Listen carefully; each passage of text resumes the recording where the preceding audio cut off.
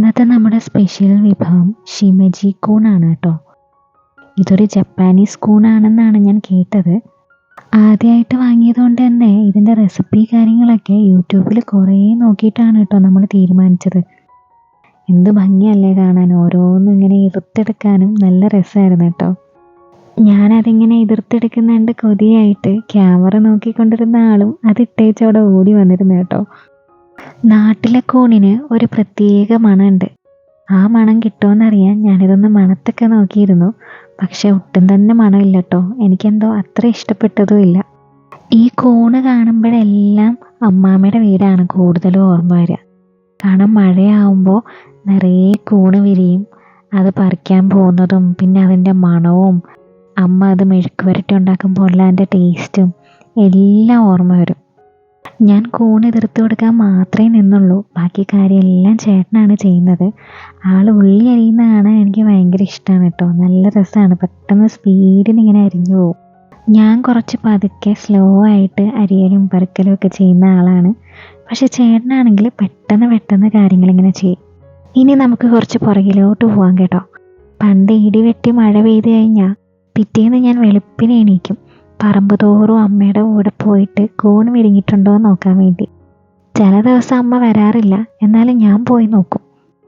ഒരു കൂൺ കിട്ടിയാൽ തന്നെ വലിയ സന്തോഷമാണ്. 3 or 4 കിട്ടിയാൽ പിന്നെ പറയേ വേണ്ട. നമ്മുടെ അവിടെ എപ്പോഴും വലിയ കുമ്പിളാണ് വിരിയാറുള്ളത്. അതുകൊണ്ട് ഒരു കുമ്പിള് കിട്ടിയാൽ തന്നെ ഒരു 3 പേർക്ക് കഴിക്കാനുള്ള കറി ഉണ്ടാക്കാം. എന്നാൽ തൊട്ടപ്പുറത്തെ വീട്ടിലെ വസ്തുവിൽ നിറയെ അരിക്കുമ്പിളുകളാണ് വിരിയുക. അത് കാണാൻ ഒരു പ്രത്യേക ഭംഗിയാണ് കേട്ടോ. അവിടെ നിറയെ പച്ച പുല്ലുകളും അതിൻ്റെ ഇടയിൽ ഇങ്ങനെ വെള്ള അരിക്കുമ്പിളുകളും. ഈ വെളുപ്പിന് എണീറ്റ് പറിക്കാൻ പോകുന്നത് വേറൊന്നിനുമല്ല, കുറച്ച് കഴിഞ്ഞാൽ ഇതിൻ്റെ അകത്തോട്ട് പുഴു കയറും. അപ്പോൾ ഈ വിരിഞ്ഞ് വരുന്ന സമയത്ത് തന്നെ നമ്മൾ ഇത് പോയി പറിച്ചെടുക്കണം. ഞാൻ ആ വസ്തുവിലൊക്കെ പോയി ഇങ്ങനെ കുമ്പിള് പറിച്ചുകൊണ്ട് വരുമ്പോൾ ഇൻസ്പെക്ഷന് വേണ്ടിയിട്ട് ഒരാളവിടെ കാണും കേട്ടോ. വേറെ ആരുമല്ല, എൻ്റെ അമ്മാമ്മയാണ്. ഞാൻ കണ്ണിപ്പെടാതെ മറച്ചു വെച്ച് ഓടിയാലും ആളെന്നെ പിടികൂടും. എന്നിട്ട് അത് മൊത്തത്തിലൊന്ന് ഇൻസ്പെക്റ്റ് ചെയ്യും. പുഴു കയറിയിട്ടുണ്ടോ, കറക്റ്റ് കുമ്പിള് തന്നെ ആണോ പറിച്ചത്, അങ്ങനെ എല്ലാം ഒന്ന് നോക്കിയിട്ടേ വിടുള്ളൂ. അത് പറഞ്ഞപ്പോഴാണ് വേറൊരു കാര്യം ഓർമ്മ വന്നത്. ഞാൻ ആദ്യമായിട്ട് കൂണുണ്ടാക്കിയ കഥ പറയട്ടെ. ഞാൻ 3 or 4 എന്തോ പഠിക്കുകയാണ്. കൊച്ചു കുട്ടിയാണ് കേട്ടോ. അപ്പോൾ അമ്മ എവിടെയോ പോയേക്കാണ്. ഞാനും അമ്മാമ്മയും മാത്രമേ ഉള്ളൂ വീട്ടിൽ.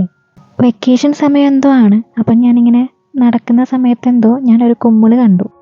അപ്പോൾ എനിക്കറിയാം കഴിക്കേണ്ട കുമ്പിള് ഏതാണ് കഴിക്കേണ്ടാത്ത ഏതാണെന്നൊക്കെ അറിയാം. അമ്മയുടെ കൂടെ നടന്ന് അതൊക്കെ പഠിച്ചിട്ടുണ്ട്. അപ്പം ഞാനിത് പറിച്ചെടുത്തിട്ട് വന്നു. എനിക്ക് അത് കഴിക്കാൻ ഭയങ്കര ആഗ്രഹമാണ്. അപ്പം ഞാൻ ഫോൺ വിളിച്ച് അമ്മയുടെ അടുത്ത് ഇങ്ങനൊരു സാധനം കിട്ടിയിട്ടുണ്ട്, എനിക്ക് എന്തായാലും കറി വെച്ച് കഴിക്കണം, ഇതെങ്ങനെയാണ് കഴിക്കേണ്ടതെന്നൊക്കെ ഞാൻ റെസിപ്പിയും കാര്യങ്ങളൊക്കെ ചോദിച്ചു.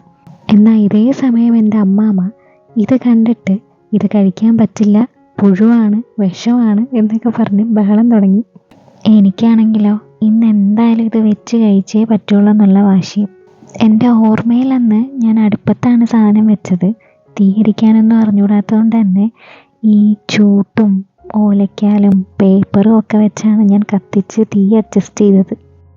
എന്നിട്ടൊരു ചീനിച്ചട്ടിയൊക്കെ വെച്ച് എണ്ണ ഒഴിച്ച് കടുക് പൊട്ടിച്ച് അരിഞ്ഞു വെച്ച കൂണും സവാളയും പച്ചമുളകൊക്കെ ചേർത്ത് വഴറ്റാൻ തുടങ്ങി കേട്ടോ. എൻ്റെ മനസ്സ് മുഴുവൻ ഇത് കഴിക്കാനുള്ള ആഗ്രഹമാണ്. എന്നാൽ അമ്മേനെ ഒന്ന് വിളിച്ച് ചോദിക്കണമെന്നുണ്ട്. അമ്മാമ്മയാണെങ്കിൽ ഇവിടെ കമ്പം കൊണ്ട് നിൽക്കുകയാണ്. അപ്പം ഞാൻ ഇതിൻ്റെ അടുത്ത് തന്നെ ഇരുന്നത് കുക്ക് ചെയ്ത് കിട്ടണമല്ലോ. എന്നിട്ട് ഞാൻ വേവുന്നുണ്ടോ ഇല്ലയെന്ന് അറിയാത്തത് കൊണ്ട് അതിൻ്റെ അത് കുറച്ച് വെള്ളമൊക്കെ ഒഴിച്ച് വേവിക്കാൻ നോക്കി. ഇടയ്ക്കിത് തുറക്കുമ്പോൾ ഉള്ള ആ മണവും പിന്നെ ഞാൻ ഉപ്പ് നോക്കാൻ വേണ്ടി ഇത്തിരി എടുത്ത് നോക്കിയപ്പോൾ അതിൻ്റെ എരിവ് മുന്നിലായിരുന്നു. അപ്പോൾ അതൊക്കെ എനിക്ക് ഇപ്പോഴും ഓർമ്മയുണ്ട് കേട്ടോ. എന്നിട്ട് ഞാൻ കുഴപ്പമില്ല, ചോറിൻ്റെ കൂടെ കഴിക്കുമ്പോൾ അതൊന്നൊരു പ്രശ്നമല്ലല്ലോ എന്നൊക്കെ ഇങ്ങനെ ആഗ്രഹിച്ചിരിക്കുമ്പോൾ ഇത് പാകം ആവാറായി കേട്ടോ. ഇത്രയും നേരം സഹിച്ചു നിന്ന് എൻ്റെ അമ്മാമ്മ മിന്നൽ പോലെ വന്ന് ആ കൂൺ കറി തട്ടിക്കളഞ്ഞു. അതെനിക്ക് ഭയങ്കര സങ്കടമായി. എനിക്ക് ഭയങ്കര ദേഷ്യവും വിഷമവും ഒക്കെ ആയിരുന്നു അന്ന്. പക്ഷെ ഇന്ന് ആലോചിക്കുമ്പോൾ അന്ന് എന്നോടുള്ള സ്നേഹം കൊണ്ടാണ് അമ്മാമ്മ അങ്ങനെ ചെയ്തത്.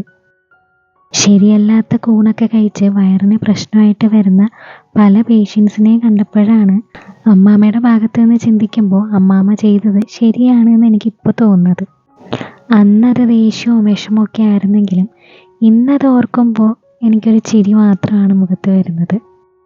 എന്തായാലും നമ്മളെ നാട്ടിലെ കൂണിൻ്റെ ടേസ്റ്റൊന്നും ഷിമജി കൂണിനില്ല കേട്ടോ.